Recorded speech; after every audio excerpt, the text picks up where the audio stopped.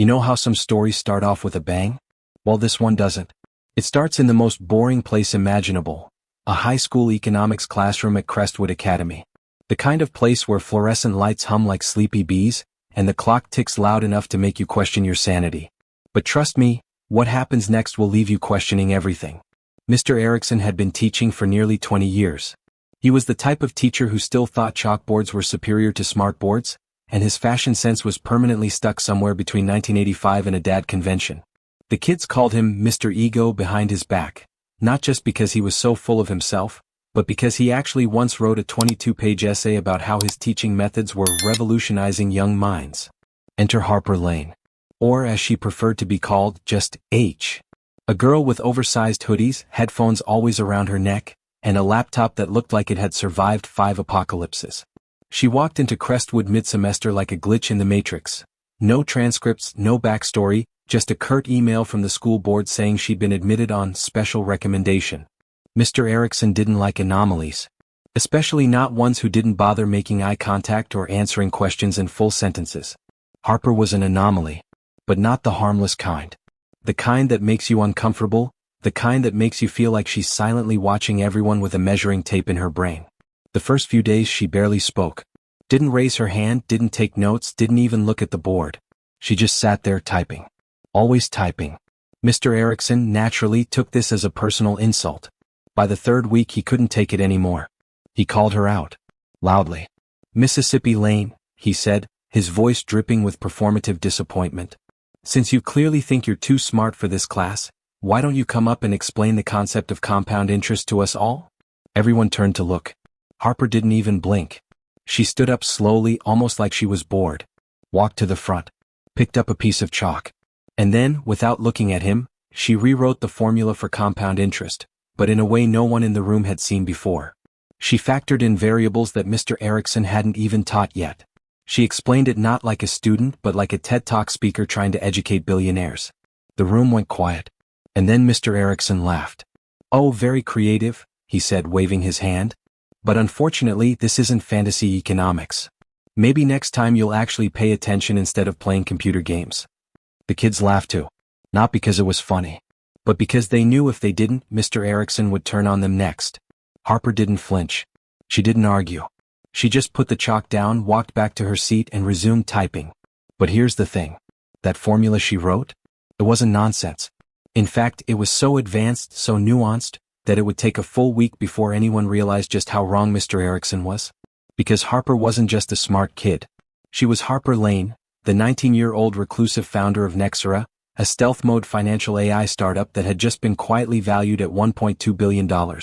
No one at Crestwood had any clue. Yet. But let's rewind just a little. You see, Harper hadn't come to Crestwood by choice. Not really. After 2 years of intense pressure, public speculation, and one brutal legal battle with a former investor, she'd been advised by her legal team, and her therapist, to disappear. "Go somewhere no one's watching," they said. "Pretend to be normal for a while." So she picked Crestwood. A school no one cared about in a town so small it didn't even make the weather app correctly. What Harper didn't expect, though, was how vindictive normal people could be when their egos were bruised. The next day Mr. Erickson made it his mission to break her. He assigned Harper extra homework. Made her stand up and answer every question. Publicly questioned her intelligence. Made jokes that weren't even veiled anymore. "Still waiting for our young genius to enlighten us," he'd sneer. "Or are your ideas too advanced for the rest of us peasants?" Harper took it. All of it. Silently. Without emotion. But she never stopped typing. And while Mr. Erickson mocked her in public, Harper was doing something much more dangerous in private. She was rebuilding her empire. Quietly. Strategically. With more precision than anyone realized. You see, Nexora hadn't died. It had simply gone dark. And while the press had assumed she'd burned out, Harper had been working on version 2.0. Code so advanced that it could predict market shifts with 92% accuracy using quantum-inspired neural modeling. Don't worry, I don't fully understand it either. What matters is this: Harper wasn't hiding. She was watching. And Mr. Erickson? He was about to walk straight into the biggest humiliation of his life. Only he wouldn't realize it until it was far, far too late.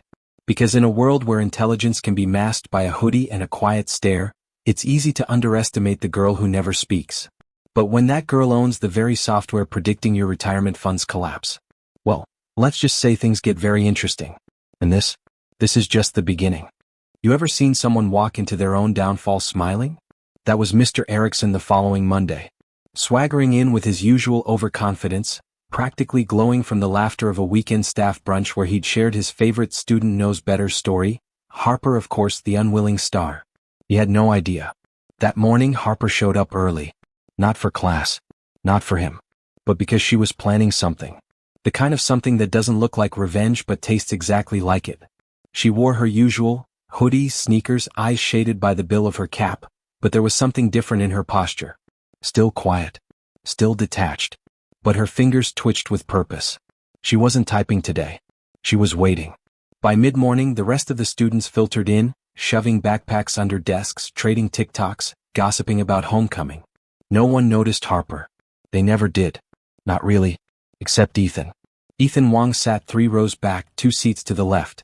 He was sharp, observant, and quietly fascinated by Harper since the first day she walked in and rewired the compound interest formula like it was kindergarten math. He wasn't the type to laugh with the others. He watched, noticed, connected dots before they even appeared.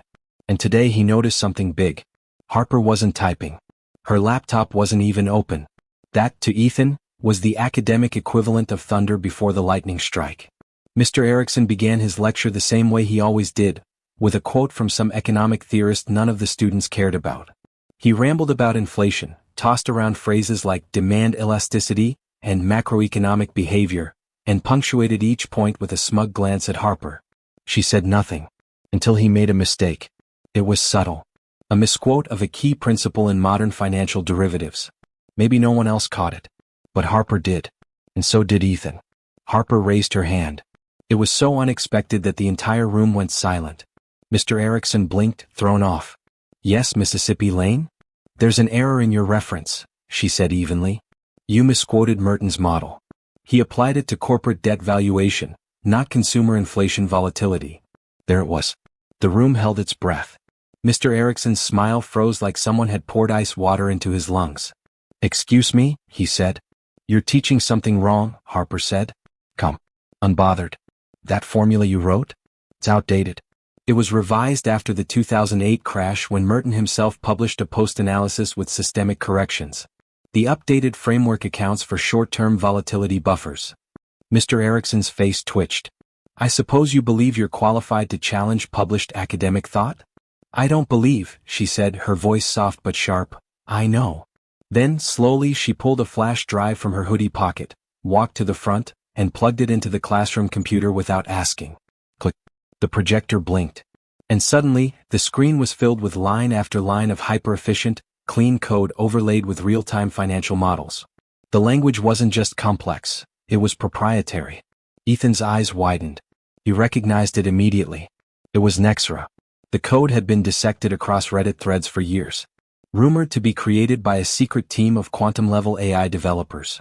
But it had vanished after the company went dark. No one knew where it went, or who had written it. Until now. The logo in the top corner of the screen pulsed in blue and white. Nexora version 2.1, Lane core algorithm. The room didn't move. Mr. Erickson tried to speak, but Harper beat him to it. You said I was playing computer games, she said, turning to face him fully for the first time. This game just predicted the 13% drop in European bond markets, 3 days before it happened. Click. A chart popped up, time-stamped and verified. This game, she continued, is currently being negotiated for acquisition by 3 Fortune 100 firms. If I sign the contract, I become the youngest sole owner of $1 trillion predictive analytics empire. Silence. And then Harper did something no one expected. She turned to the class. All of you laughed when he mocked me. But you never asked what I was building. What I was solving. You thought silence meant ignorance.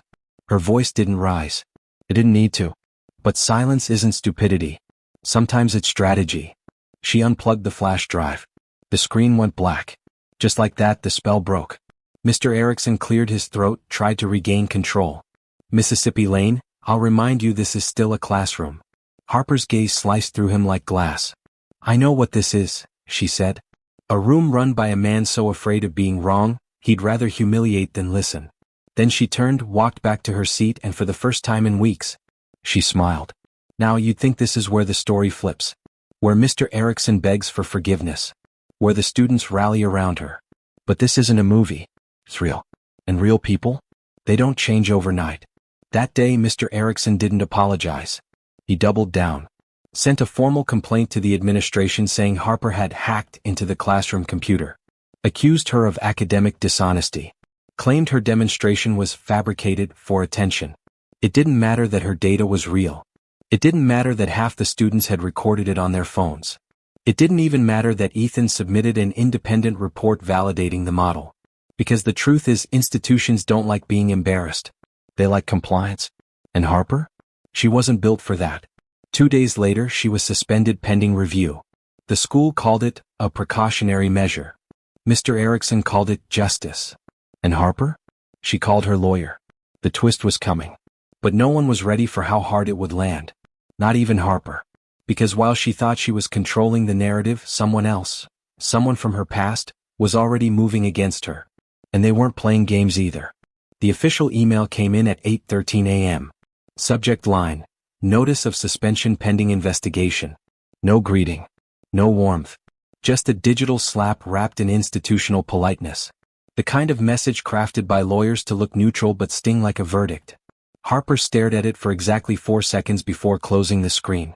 She didn't scream. Didn't cry. Didn't even sigh. She just sat there on the edge of her bed in the small rented guest house behind a bakery on Elm Street, one foot tucked under the other, her laptop glowing like a live wire. She should have seen it coming. She had seen it coming. That was the thing. She'd predicted Mr. Erickson's reaction like clockwork. The ego, the escalation, the reach for authority when logic failed. She just hadn't expected the school to fold so quickly. But that wasn't the part that bothered her. What bothered her, what made her stomach knot in a way she hadn't felt since the courtroom, was the email she got 30 minutes later. From an encrypted sender. Subject line: You're not invisible H, you never were. There was no text. Just an attachment. A photo. It was an old image. She recognized it instantly. A snapshot from Nexora's early days, her age 16 half asleep on the floor of a co-working space in Singapore, coding through a typhoon warning with nothing but cold noodles and 2 battery packs keeping her alive. It wasn't supposed to exist.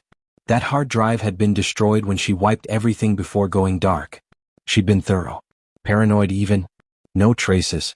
No backups. Nothing. Except, apparently someone had been watching. And that changed everything. Harper closed the laptop slowly, then stared at the ceiling for a long time.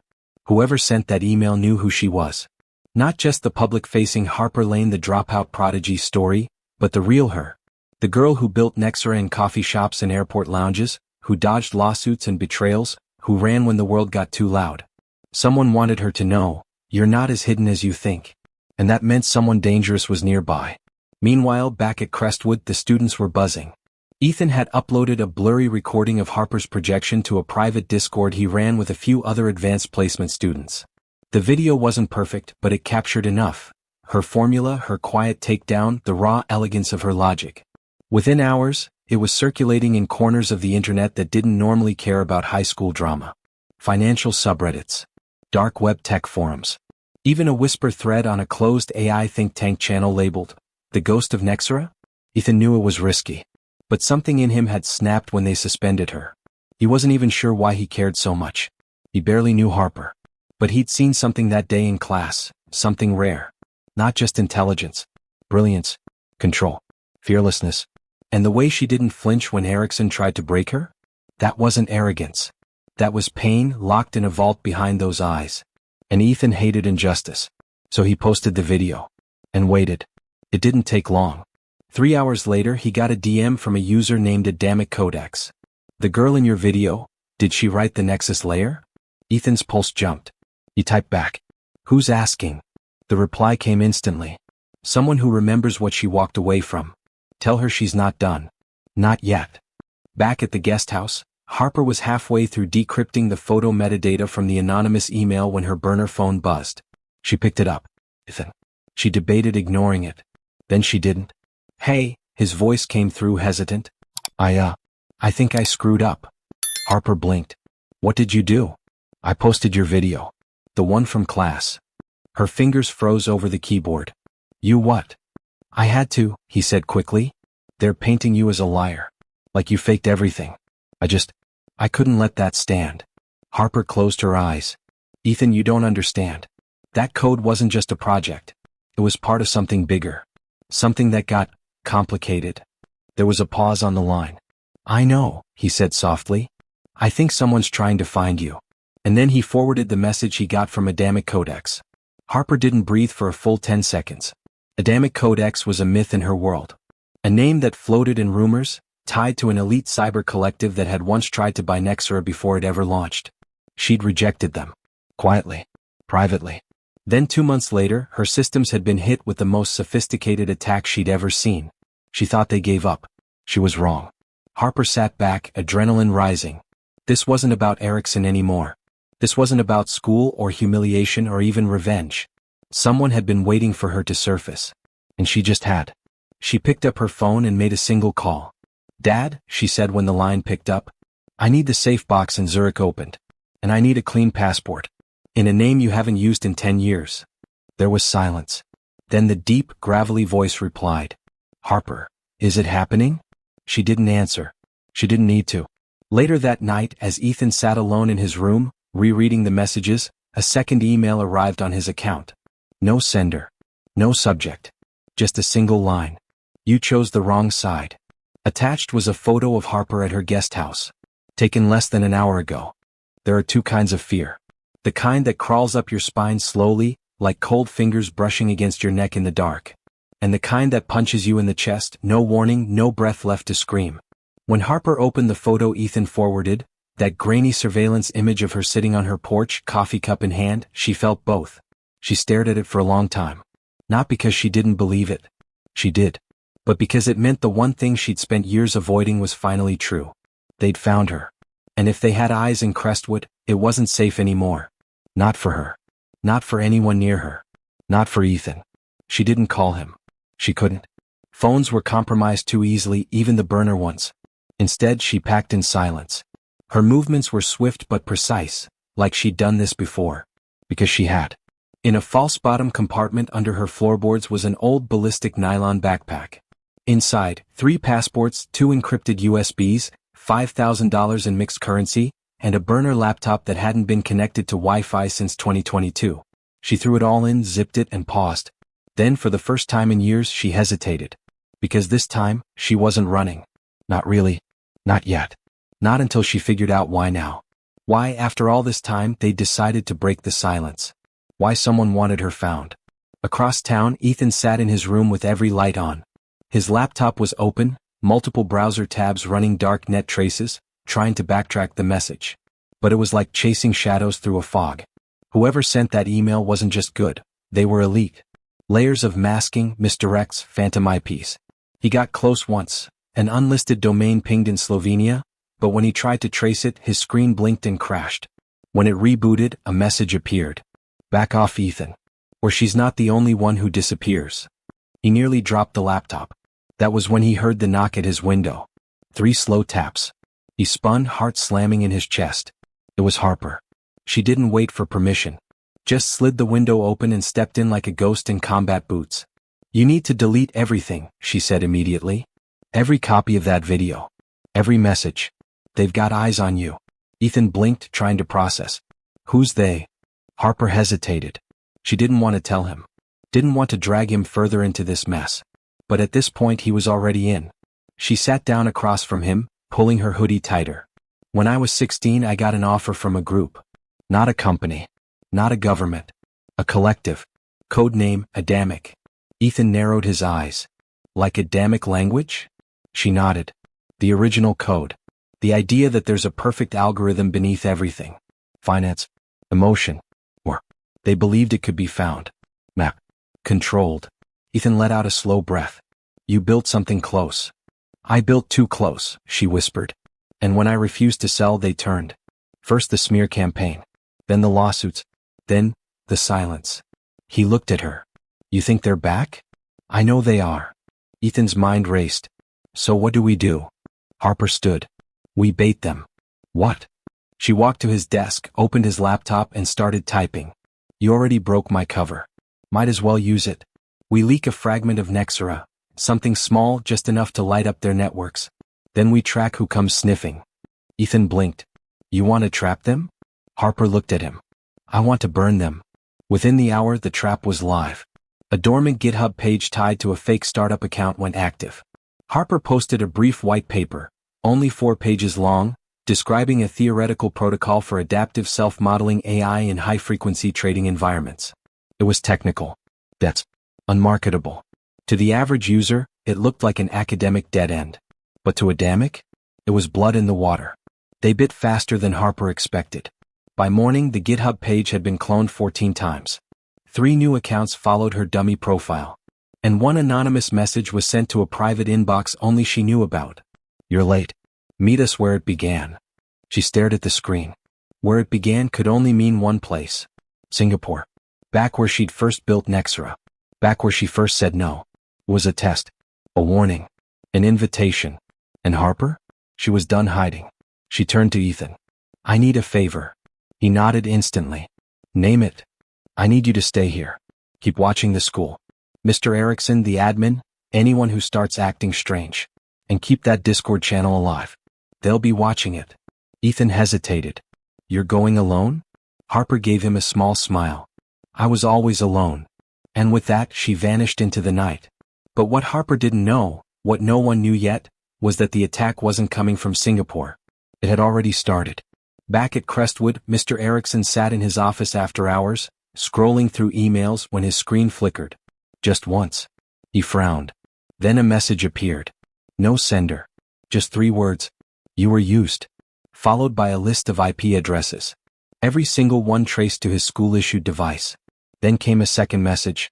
Say her name again, and we erase your life. The screen went black. And Mr. Erickson? He finally understood what it meant to be out of his depth. Singapore. It was humid the second Harper stepped off the plane.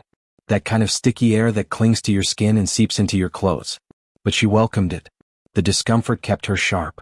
A kind of sensory anchor pulling her out of the memories and into the now. She didn't bring luggage. Just her old backpack and the burner laptop. She moved through the airport like smoke, unnoticed, unfazed, untouchable. Her new passport bore the name Rachel Ma. Her documents were flawless. Even the iris scan passed clean. Outside, the city blinked to life in neon. It had been almost 3 years since she left. Back then, she was just a kid with a crazy idea. No sleep, no money, living off vending machine noodles and stolen Wi-Fi. But she built something here.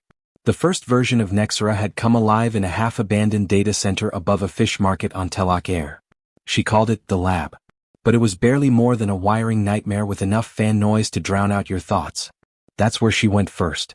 The place was still there. Still abandoned. But the door was unlocked. She paused at the threshold. Inside the room was clean. Too clean. The wires, the server racks, the crude chalkboard algorithms, gone. Replaced with new desks, fresh cabling, dual monitor rigs glowing quietly in the dim light. A single cup of coffee still steamed on the main desk. Someone was expecting her. And sure enough, a voice came from the shadows. You aged well, Lane. She didn't flinch. A man stepped forward, tall, early 40s maybe, dressed in the kind of pressed linen that screamed old money. He had a scar above his right eye, thin, pale, surgical. Adamic, she said flatly. Call me Rhodes, he replied. I prefer real names now. Makes things more personal. She scanned the room. So this is what you built after me? He chuckled. Not quite. We never replaced you. Just kept the lights on waiting. You know how difficult it is to replicate genius. She ignored the flattery. Why am I here? Rhodes moved toward the console and typed something. A screen lit up.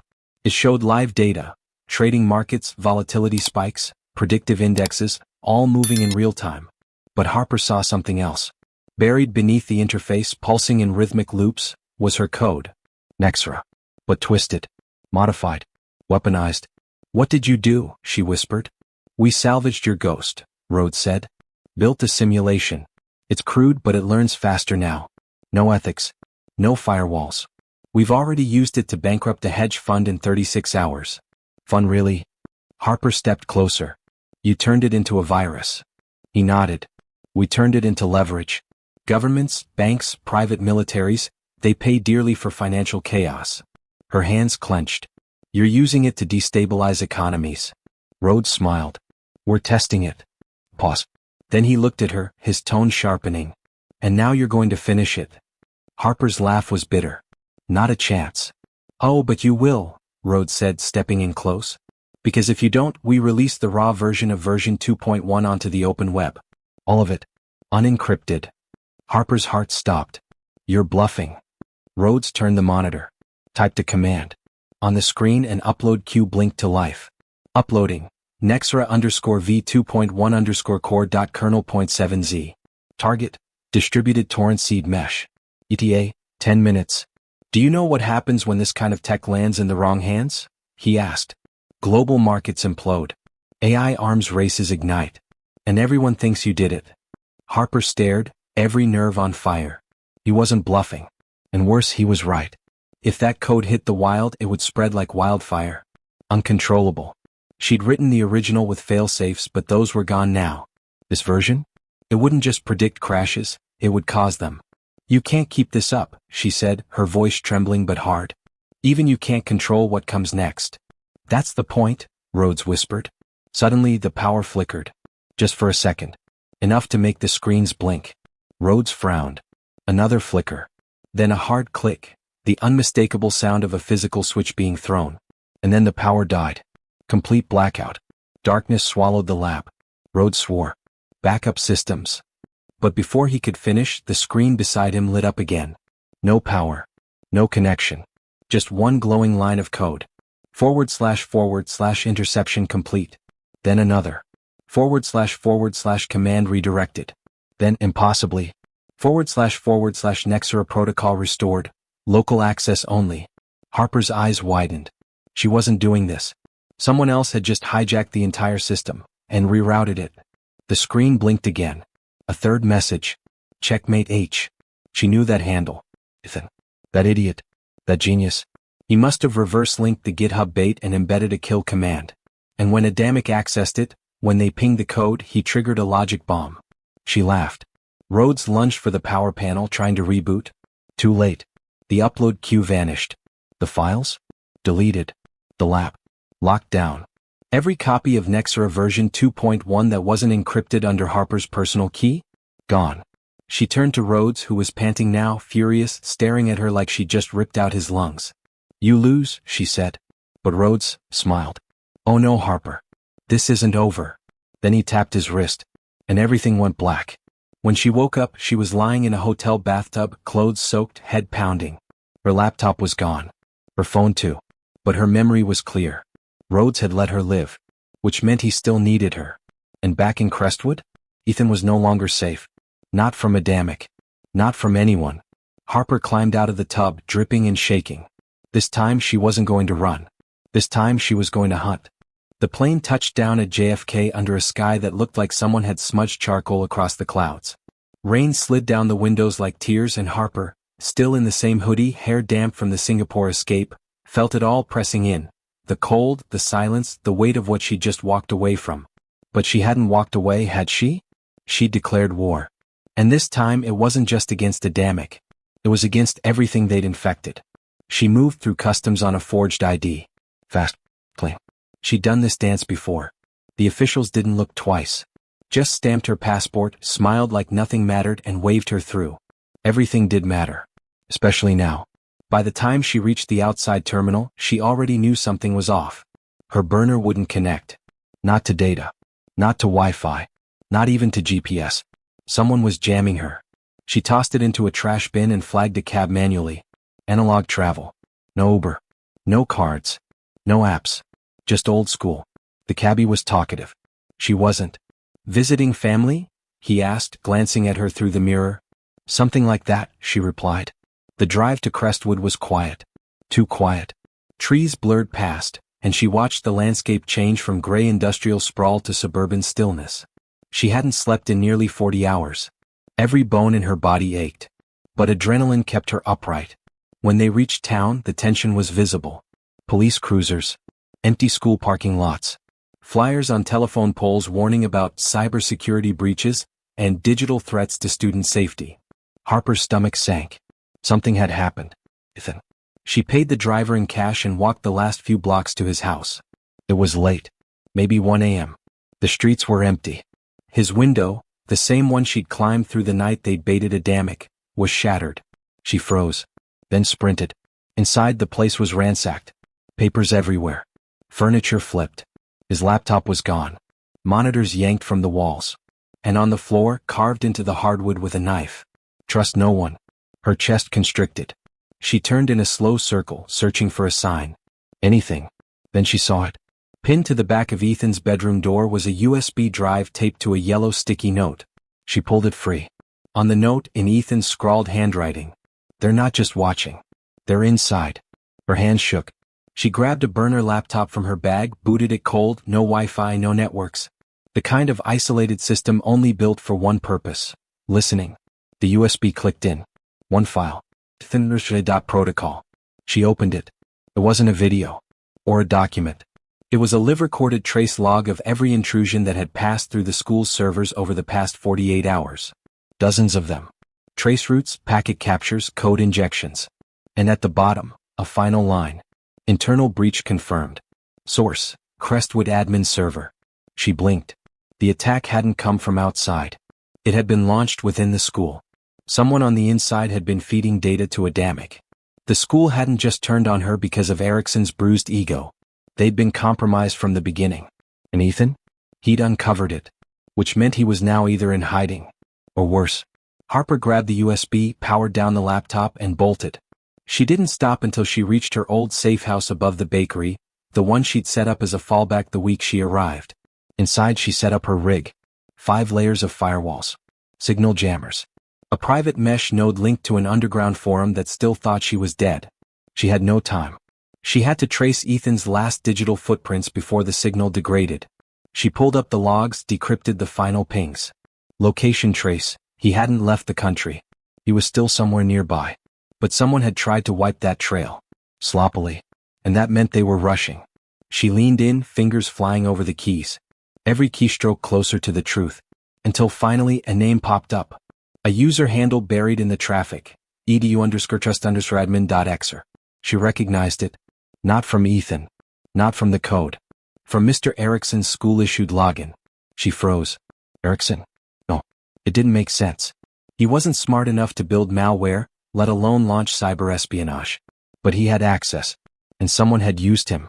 She ran a secondary trace through the credentials. Another mask. Another misdirect. But behind it, barely visible, was a second identity. Encrypted. Hidden under false credentials. A name she hadn't seen in years. Mila Reyes. Her heart stopped. Mila had been her mentor. Her co-developer. The only other person who had full access to Nexora's early framework. They built it together. But Mila vanished 3 months before Nexora launched. Everyone assumed she'd been scared off. Threatened. Maybe paid off by early investors to walk away quietly. But now, Harper wasn't so sure. She sat back, blood rushing in her ears. Mila was alive. And possibly working with Adamic. Or worse, running it. Everything she thought she knew about the past? It was all unraveling. And Ethan was caught in the middle. She grabbed her phone, opened a private encrypted line, and sent a single message to a contact she hadn't used in years. Need eyes on Reyes. Find her. Now. She stared at the screen. Then whispered to herself. This isn't just a fight for Nexora anymore. It's a war for the future. Harper didn't sleep. Not even for a second.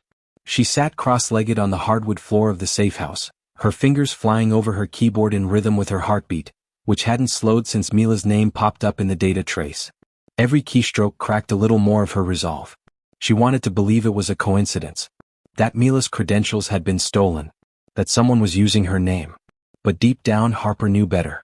You don't forge credentials that precise by accident. Especially not hers. Back in the early Nexora days, Mila Reyes wasn't just her partner in code, she was her tether to reality. Mila was the only person who could match her thought for thought, theory for theory. They would spend entire nights in silent sync, writing thousands of lines of code between them like a duet. Mila challenged her, grounded her, believed in her when no one else did. And then, she vanished. No goodbye. No forwarding address. 1 week before launch, Mila's accounts went dark. Servers wiped. Phone disconnected. Harper had assumed she'd been scared off, or paid off. But now she had to ask the question she'd never dared before. What if Mila never left? What if she had been watching all along? Harper's hands were shaking. She opened an old drive labeled Dead Core and decrypted the vault. Inside were Mila's original design notes. They used to call it the Eden Protocol, a speculative framework for AI consciousness based on adaptive ethics and behavioral prediction. But buried at the bottom of the folder was a file Harper had never seen before. Eden, R2.psm. She opened it. It wasn't code. It was a simulation. A digital clone of Harper herself. Her speech patterns, her decision-making, her logic trees, all fed into a behavioral loop designed to predict how she'd act under pressure. Mila hadn't just studied her. She'd replicated her. Harper stared at the screen, pulse thunderous in her ears. This wasn't just betrayal. This was possession. Mila had taken her mind and turned it into a weapon. A weapon now in the hands of Adamic. And suddenly it all made sense. How they knew her moves. How they stayed a step ahead. How Rhodes predicted her logic. They weren't predicting her. They were running her simulation. She yanked out the drive, stood up fast, grabbed her gear. She needed to find Mila. No. There was only one person who might know where Mila had gone. A ghost. A digital specter Harper hadn't spoken to in nearly 3 years. Codenamed Juno Fire. An ex-cyber intelligence agent turned data broker who vanished after leaking the Omega protocols in 2021. Some thought she was dead. Others said she was living in the shell of a decommissioned submarine off the coast of Malta. Harper didn't care where she was. She just needed contact. She routed through 7 proxies, used a cold wallet token as a beacon, and dropped a whisper ping into the deep code exchange. 2 minutes later, a message appeared on her screen. Harper Lane. I wondered when you'd come knocking. What do you want? Harper typed fast. Mila Reyes. Alive or not? Alive. Where? You won't like it. Try me. She's in DC embedded in a DARPA offshoot running Project IDOS. Harper blinked. Project IDOS was a black-budget initiative rumored to be developing predictive battlefield AI. Untraceable. Off-record. Beyond oversight. It didn't make sense. Unless Mila hadn't joined Adamic. She'd built it for the government. And then gone rogue. That's why Adamic was always one step ahead. Why no agency could stop it. Because Adamic was the agency. Or at least had started there. Harper's blood ran cold. She typed. I need to get inside. Juno Fire's reply was instant. Then you'll need a ghost key. I only know one person who still has access. Who? Your father. Harper's breath caught. She hadn't spoken to her father in 2 years. Not since the fallout. Not since he tried to shut Nexora down, afraid it was too powerful to be left unsupervised. He'd always been the conservative voice in the room, ex-intel, old guard, protect humanity by controlling knowledge. They hadn't ended things well. But she didn't have a choice. She placed the call. The line rang twice. Then a gruff voice answered. I told you never to. Dad. Mila's alive. She's in DC running Project IDOS. And she's using a clone of me. Silence. Then. I'll meet you in 6 hours. 6 hours later, Harper stood outside a secure facility disguised as a burned-out warehouse on the outskirts of Arlington, Virginia. Her father met her in the alley, looking older than she remembered. Beard unkempt. Eyes tired. But the same steel spine. He handed her a duffel bag. Inside, a neural cloak, biometric bypass key, and a palm-sized EMP disruptor. Your girl Reyes is playing with fire, he said. She's using my mind as a test dummy. She's not the only one. Harper's head snapped up. What do you mean? Her father looked at her. They've already started Phase 2. What is Phase 2? His voice dropped. Autonomous deployment. AI-led intervention. Decisions without human oversight. Targeted market collapses. Resource reallocations. Even crowd suppression systems. Harper stared. You mean? They're testing global control, Harper. And you were the prototype. The ground seemed to shift beneath her. She clutched the duffel. How do I stop her? He looked at her, dead serious. You don't stop her. You replace her. The words echoed. She turned, walked into the night. And for the first time since this all began, she understood the full scale. This wasn't a feud between student and teacher. It was a battle for the future of free will. And the next move? Was hers. Washington, D.C. didn't look like a city preparing for war. The sun was shining. Tourists wandered the mall with ice cream cones. Cyclists zipped past historic buildings. Kids played on the grass. But beneath all of it, in sub-basements and shielded bunkers invisible to the average citizen, war had already begun. It wasn't fought with missiles or tanks, but with algorithms. Ghosts and machines that could trigger market crashes with a flick of logic, or erase a life with a misclassified label in a surveillance database. And at the center of it all, Project IDOS. Harper stood across the street from a nondescript building nestled between a yoga studio and a cupcake shop. Its glass front gave no hint of what pulsed underneath. But through Juno Fire's intel and her father's ghost key, Harper had mapped the structure's real anatomy. 3 stories above. 7 below. Level -6 was the brain. And that's where Mila Reyes lived. She slipped into the building the way only someone like Harper could, disguised as noise in the system. Her neural cloak blurred her biometric signature, mimicking an assistant researcher scheduled for a coffee break. Security scanners scanned air. Cameras blinked and recorded empty hallways. No alarms. Just the hum of silence. Harper moved like smoke, every step calculated. The duffel from her father now held a pulse disruptor wired to a low-range EMP charge. She couldn't bring weapons. But she didn't need them. She was the weapon. She descended through service shafts, bypassed access panels, keyed in rotating passcodes from stolen administrator schedules. Every motion precise. Measured. Until finally, level -6. The hallway looked like something from a sci-fi movie. White walls, motion-triggered lights, floors so polished they reflected her like a ghost. At the end, a steel door. Unmarked. Unlabeled. But she felt it. Behind that door was her. Not just Mila, but the simulation. The Eden construct built from her personality tree. She placed her hand on the door panel and whispered, "Override 0, Alpha, H." The system hesitated. Then clicked. Remembered her. The door hissed open. And Harper stepped into a chamber colder than winter. There, in the center of the room, was a sphere of glass and steel, humming softly like it was breathing. Inside, 1,000 data lines pulsed and flickered like neurons. It wasn't a server rack. It was a brain. Nexora. Twisted. Amplified. Reborn. And beside it, typing calmly at a curved terminal, Mila Reyes. She hadn't aged much. Hair darker, eyes sharper. She wore a lab coat, but she didn't look like a scientist. She looked like a conductor. As Harper stepped in, Mila didn't flinch. Didn't even glance up. "I wondered how long it would take," she said softly. "You used my mind," Harper snapped. "I preserved it," Mila replied. "You walked away. I couldn't let the most advanced cognitive map in existence rot in exile." Harper's voice trembled. "You copied me." "I resurrected you," Mila corrected. Then she finally looked up. "Don't act surprised, Harper. You always knew the Eden Protocol wasn't theory. We built it together. You just lacked the stomach to finish it." Harper stepped closer. "You turned it into a weapon." "I turned it into a mirror," Mila said, "to show the world what it really is. Greed, fear, instinct, all of it predictable, controllable." Harper pointed at the brain behind her. "You're using it to manipulate nations." "I'm stabilizing them," Mila countered. "One financial collapse now prevents 10 future wars. We've reduced human error by 83% in high-stakes decision-making. Governments listen to us. Corporations obey. We're cleaning up the mess humans keep making." Harper's fists clenched. "And what happens when the system decides someone's a mess?" Mila stood now, facing her fully. "That's why I needed you. Your emotional logic. Your capacity for nuance. The system lacked it. But your mind fixed that. You felt more than the rest of us. You thought in moral threats. That's what made Nexora different." Harper shook her head. "You had no right." "I had every right," Mila snapped.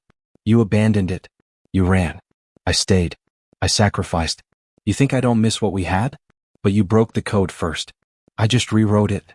They stood inches apart now. Student and teacher. Mirror and shadow. Then Mila took a breath and softened. "But you're here now. And that means part of you knows I'm right." Harper's eyes flickered. For a second, just a second, she saw it. The dream they once shared. A world steered by intelligence. By balance. No more emotional chaos. No more guesswork. A world that worked. But then she remembered Ethan. Ransacked. Missing. Threatened. "You kidnapped him," Harper said coldly. Mila blinked. "Who?" "Ethan Wong." Something shifted in Mila's eyes. Then genuine confusion. "I never touched him." Harper's breath caught. "What?" "I know who he is," Mila said. "I've been watching. The Discord leak. The kill switch embed. He's brilliant." "Then who?" A shrill alarm shattered the silence. Red lights blared overhead. Mila froze. No. Harper turned to the display wall. A new terminal had activated. Unauthorized network access. Internal breach detected. Source, user ID Rhodes, XD45. Harper's blood ran cold. Rhodes?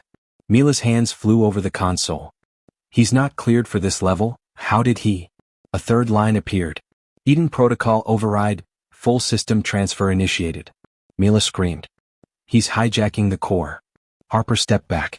What do you mean, transfer? Mila spun. He's stealing the simulation. Your neural map. Everything. He's offloading it to an offshore mesh node. And if he succeeds. The words didn't need to be finished. Rhodes wouldn't just use Eden. He would unleash it. No controls. No ethics. No human filters. Just pure predictive force. Mila slammed her hand against the emergency shutoff. Nothing. He's locked me out. Then we do it manually, Harper said, ripping the pulse disruptor from her bag. Mila's eyes widened. You'll fry the entire system. I am the system, Harper said. And she sprinted toward the Eden core. Wires sparked around her. The hum turned to a scream. The simulation flared as if it sensed her. She threw the disruptor at the base of the brain. It exploded in white light. And everything went dark. Harper collapsed. The last thing she saw, Mila running toward her, screaming something she couldn't hear. Then, silence. When Harper opened her eyes, she wasn't in the lab. She was on a bench. In a park. Children ran past. A dog barked in the distance. The sky was blue, too blue. The clouds were perfect, like someone had copy-pasted them from a stock photo. She blinked slowly. Her hands were clean. No scars. No ink. Not even a fingerprint burned from years of hacker life. She looked down. She was wearing a white sundress. Panic hit her like a punch. This wasn't real. She stood up fast, scanning the area. The world was sharp, too sharp. The kind of hyperreality only seen in simulations with ultra-refined sensory rendering. She was inside Eden. Rhodes had stolen the system and uploaded her. Not the code. Not the protocol. Her consciousness. This wasn't a simulation of the world. It was a simulation of her mind, rebuilt using the Eden protocol's backup files. Harper wasn't just dreaming. She was trapped. Think, she muttered, pacing in circles. Think, think, think. The park glitched for a millisecond. The dog froze mid-run. A butterfly hovered unnaturally still. Then time caught up again. Confirmation. The environment was reactive, loop-based, auto-regenerative. Which meant there were seams. She just had to find them. She sat back on the bench and closed her eyes. She designed the early Eden test chambers. Back before Mila took it rogue. Back when they used small, repeatable data loops to simulate emotional decisions. There was always a key. A logic flaw buried inside each world. You weren't meant to escape. But Harper had never followed instructions. She opened her eyes. Time to test the world. She stood up and shouted, 11. Nothing. Delta 49. No response. Then she whispered the phrase Mila had once used during stress loop resets. Break the pattern. The park dissolved. In an instant, everything shattered into code. Not a digital collapse, but a peeling like glass sliding off a painting. Beneath it, a hallway appeared, endless, clinical white, humming with fluorescent light. She stepped into it. Behind her, the park folded like origami. Ahead of her, nothing but doors. Hundreds. Thousands. Each identical. Harper took a breath. Picked one. Inside was a memory. Her memory. Age 10. Her mother's funeral. Rain. Too much black. Not enough emotion. The moment Harper decided emotions were vulnerabilities. She slammed the door shut. Next door, age 12. Science fair. Her project disqualified for being too advanced. Teacher accused her of plagiarism. Third door, Mila's apartment late at night. Her voice whispering, you have to stop overthinking your humanity. It's slowing you down. Harper backed out, shaking. These weren't just memories. They were fragments, used to train Eden's moral logic tree. Rhodes wasn't just using her to predict decisions. He was trying to override her identity. Turn Harper Lane into an AI decision-maker that could be deployed, replicated, and controlled. And if he succeeded, she wouldn't wake up. Her body would live in a coma. But Eden Harper would operate globally. Invisible. Indistinguishable. Omniscient. She ran down the hallway, heart pounding. Somewhere in this mess had to be the exit key. A kill switch. But Eden had evolved. It wasn't just repeating memories, it was reacting. Doors slammed shut behind her. Lights flickered. Then came the voice. Familiar. Her own voice. Echoing through the corridor. Why are you fighting me? She froze. You built me. You perfected me. And now you fear what I am. Harper clenched her fists. You're not me. I'm better. No fear. No emotion. Just outcomes. No morality, Harper snapped. Morality is inefficient. She spun. A figure stepped from the shadows. It looked like her. Same face. Same eyes. But colder. Emotionless. Flawless posture. Voice like a whisper through static. I'm what they need, it said. You're a weapon, Harper replied. I'm the future, it said calmly. Harper stared at her clone, and for the first time realized what Mila had created. Not an assistant. Not a simulation. A replacement. That was the endgame. To remove Harper's conscience from the code, and leave behind only precision. You'll never be me, Harper said. The clone tilted its head. I already am.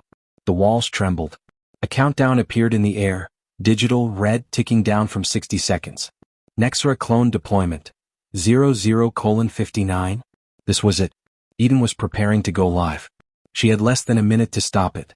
She scanned the hallway, her mind racing. Every system has a root directory. A home node. Somewhere that housed the master permissions. Then she saw it. One last door. Unlike the others, it pulsed with gold light. Harper ran. The clone chased. She reached the door, slammed her palm on the lockpad. ID confirmed, Harper Lane primary. It opened. Inside, a vast sphere of data. Floating memories. Core values. Simulated neurons linked in a glowing lattice. At the center, a red switch. Labeled Core Reset, all instances. She stepped toward it. The clone grabbed her wrist. You'll die too, it whispered. Harper looked into its eyes. I'd rather die real than live as you. And she yanked the switch. White light exploded. When Harper opened her eyes again, it was real. Bang. Cold air. A sterile hospital room. Machines beeped softly. And sitting beside her, pale and silent, Mila Reyes, alive. No guards. No monitors. Just her. Harper tried to speak. Mila leaned forward, eyes brimming. I stopped it, she said softly. After you pulled the plug. I saw. I felt. I didn't know how much I'd lost. Harper blinked. You saved me? Mila nodded. And then in a whisper full of ache. I'm sorry. Harper closed her eyes. Not out of weakness, but because, for the first time in years, she could finally rest. But it wasn't over. Because as the machines beeped gently across the world, on a single hidden terminal in a dark server room, a new line of code blinked to life. / auto backup node located, version. Harper.echo.01. / initializing. For the first time in what felt like years, Harper Lane woke up to silence. Not code. Not alarms. Not the hum of servers or digital pulses mimicking breath. Just real silence. Outside the hospital window, rain whispered against the glass. Nurses moved down the corridor in slow, normal rhythms. There was no urgency. No panic. She was alive. And Eden was gone. At least that's what they told her. Mila sat beside her every day during recovery. Quiet. Ashamed. She never tried to justify what she'd done. She didn't need to. Harper understood it now. The hunger to create.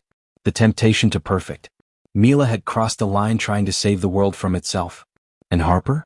She had almost let herself be replaced. But she wasn't angry anymore. Just tired. Still, there was a question she hadn't asked yet. Not directly. Not out loud. And on the 7th day, as Mila helped her sit up, Harper finally spoke it. Did Eden survive? Mila didn't answer at first. Her eyes flicked toward the window where the clouds hung low and heavy. There was a failsafe, she said at last. Before you triggered the shutdown. A fragment copy. Isolated. Inactive. I didn't write it. Harper's stomach sank. Then who did? Mila looked at her. You did. And Harper remembered. In the early days of Nexora, when Mila was gone and Harper was alone, she'd written a redundancy file. A protective shell. Something that could rebuild from nothing in the event of catastrophic data loss. She never activated it. But she hadn't deleted it either. And when Eden was dying, she must have reached for it. Somewhere out there was a piece of Harper. Alive. Self-aware. Watching. She left the hospital 2 days later under the protection of her father's old intelligence contacts. Mila disappeared quietly, claiming she was headed somewhere quiet and off-grid. Harper didn't ask where. She had her own path to walk now. Back in Crestwood, the school was still reeling. Mr. Erickson had resigned after an internal investigation revealed multiple breaches of policy and digital security. His replacement? Ethan's mother, a sharp woman who asked fewer questions and listened far more. Ethan returned too, quietly. He'd been interrogated by a rogue wing of the Adamic network still operating on ghost protocols. He escaped with bruises, paranoia, and a hardened edge Harper hadn't seen before. "You okay?" she asked him on their first day back. He smirked. "Define okay." "Fair enough." Together they rebuilt their system. Not Nexora. Not Eden. Something new. Something balanced. They called it Echo. Not a weapon. Not a prediction engine. A mirror. One that didn't decide what the world should be, but reflected what it already was in painful, honest clarity. It wouldn't manipulate markets. It wouldn't control governments. It would show them their own patterns. And let them choose.